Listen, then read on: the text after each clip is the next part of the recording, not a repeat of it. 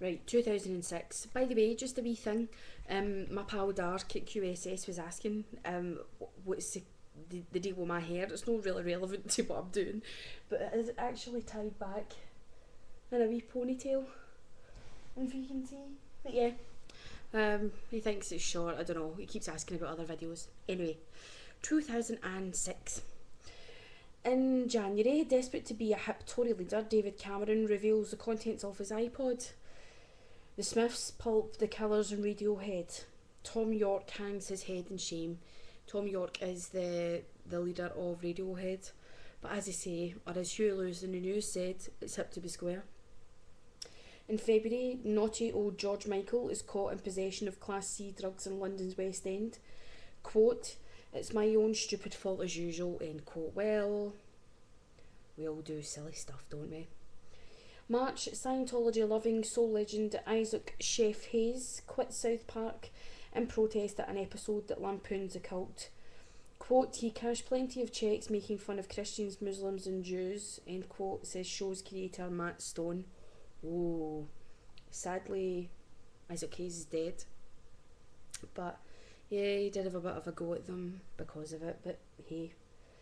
April, a coconut tree nearly does what several truckloads of drugs couldn't when Keith Richards undergoes emergency brain surgery after tumbling out of said tree in Fiji. Didn't make him any wiser though, did it?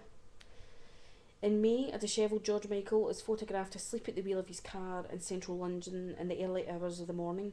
Upon being woken up, he drives off and promptly hits a traffic bollard. So obviously the song "Wake Me Up Before You Go" doesn't apply there then. June, a tired and emotional Richard Ashcroft is arrested after bursting into a Wiltshire youth club and demanding to work with the kids. Michael Jackson was nearly arrested for shit like that, so why should Richard Ashcroft be any different? In July, Jimmy Savile, Mike Reid and Tony Blackburn are brought out of storage to present the last ever edition of Top of the Pops. The final song played on the show is Shakira's Hips Don't Lie. They should have done a British artist on that instead of Shakira's Hips Don't Lie. She's Colombian, Christ's sake. But Top of the Pops, I'm sure you've seen it in America,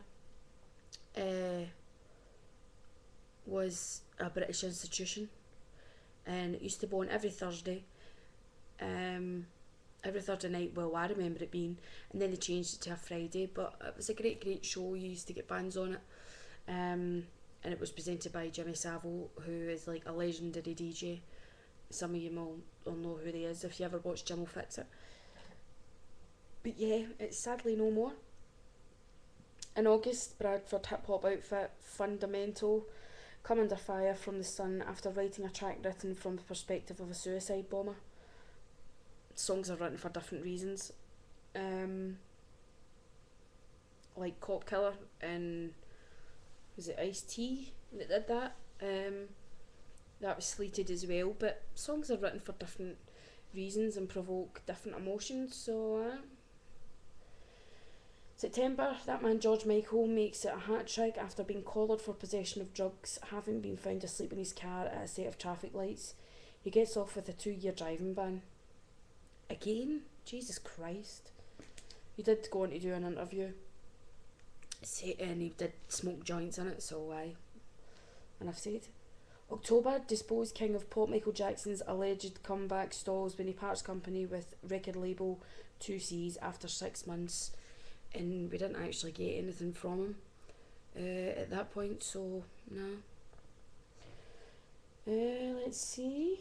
November, there's a staggering meeting of minds as P.Diddy and Sir Alex Ferguson swap soccer tips before a Champions League game with FC Copenhagen.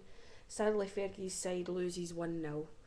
Well, that's what you get for having "I'ma let you finish" at your fucking game.